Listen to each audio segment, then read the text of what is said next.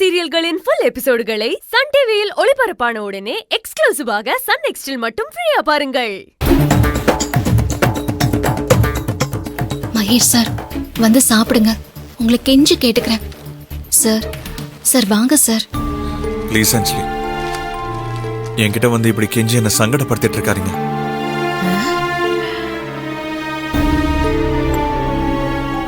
Sir please sir, எனக்காக வந்து சாப்பிடுங்க.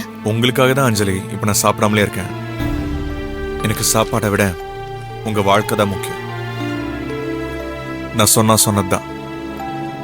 நீங்க உங்க ஹஸ்பண்டை பத்தி சொல்லாத வரைக்கும் நான் எத்தனை நாளானாலும் சாப்பிட மாட்டேன், பட்னியா தான் இருப்பேன். அப்ப நீங்க சாப்பிட வரமாட்டீங்களா சார்? வரமாட்டேன். நீங்க சாப்பிடலன்னா நானும் சாப்பிட மாட்டேன் சார்.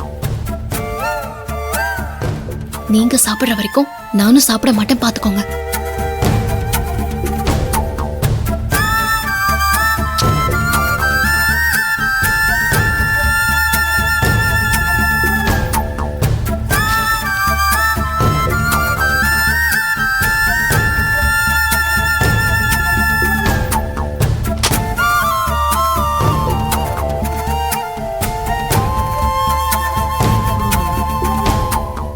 என்னடி, என்னமோ மகேஷ் சாரை கூட்டிட்டு வரேன்னு போன, நீ மட்டும் திரும்பி வர? அவருக்கு பசிக்கலையா மேடம்? எங்க கிட்டே அதைத்தான் சொன்னாரு. பெரிய இவளாட்டம் போன கூட்டிட்டு வரேன்னு.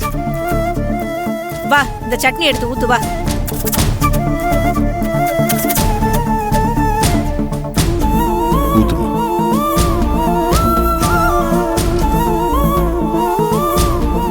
போதும். சட்னியை ஊத்துனா குருமா ஊத்துற. என்ன நினைப்புல இருக்கேன்னே தெரியல. ஐயோ கடவுளே.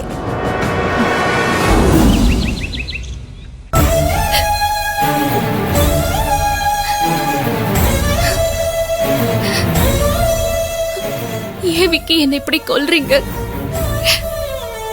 நீங்க என்னோட இருந்தப்பதான் உலகமே நான் தான் இருந்தீங்க. என்ன தவிர வேற எதுவுமே முக்கியம் இல்லைன்னு நினைச்சீங்க. இப்போ நீங்க எல்லாம் மறந்ததுக்கு அப்புறமும் என்ன மட்டும் மறக்காம இன்னமும் என் மேல பாசம் வச்சிருக்கீங்களே. அப்படி என்ன விக்கி நான் உங்களுக்கு பண்ணிட்டேன்? அப்பவும் அப்பா, சித்தப்பா, பாட்டின்னு அத்தனை பேரையும் தூக்கி எறிஞ்சிட்டு எனக்காக என் கூட வந்து வாழ்ந்தீங்க. நான் மட்டுமே உங்களுக்கு உலகம், நான் மட்டுமே உங்களுக்கு போதும் நினைச்சீங்க. இப்ப கூட நான் யாருன்னு தெரியாமலையே என் மேல பாசம் வச்சு எல்லாரையும் தூக்கி போட்டு என்னை எப்படியாவது நல்லா வாழ வைக்கணும்னு நினைக்கிறீங்களே. இதுக்கு உங்களுக்கு நான் என்ன பண்ண போறேன்? இப்படி ஒரு புருஷன் எனக்கு கிடைச்சதுக்கு நான் எத்தனை ஜென்மம் எடுத்து புண்ணியம் பண்ணாலும் அது போதாது விக்கி. ஆனா இனிமே நாம சேரக்கூடாது, சேர முடியாதுங்கிற நிர்பந்தத்துல இருக்கேன். ஏன்னு கேட்டா நான் நீங்க உயிரோட இருந்தா போதும்னு வாக்கு கொடுத்துட்டேன்.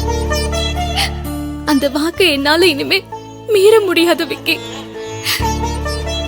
அதுவும் கவி என் தங்கச்சி. நீங்க இல்லைன்னா கண்டிப்பா அவ உயிரையே விட்டுருவா.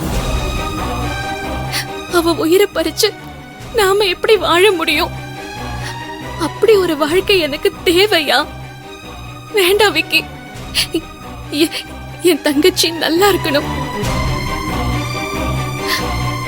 ஆனா நீங்க என் மேல உயிரா இருக்கிறத நினைக்கும் போது எனக்கு என்ன செய்யறதுன்னே தெரியலையே.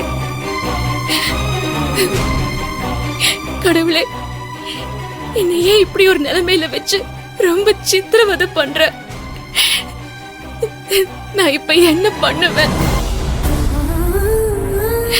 விக்கி, நீங்க என் ஹஸ்பண்ட தேடுறேன்னு சொல்லிட்டு நீங்க உங்களையே தேடிட்டு இருக்கீங்க விக்கி. உங்களை பத்தி தான் என்கிட்ட நீங்க விசாரிச்சிட்டு இருக்கீங்கன்னு தெரியாமலேயே நீங்க என்கிட்ட உங்களை பத்தி கேக்குறீங்க. இதுக்கு நான் உங்களுக்கு என்ன பதில் சொல்ல முடியும்?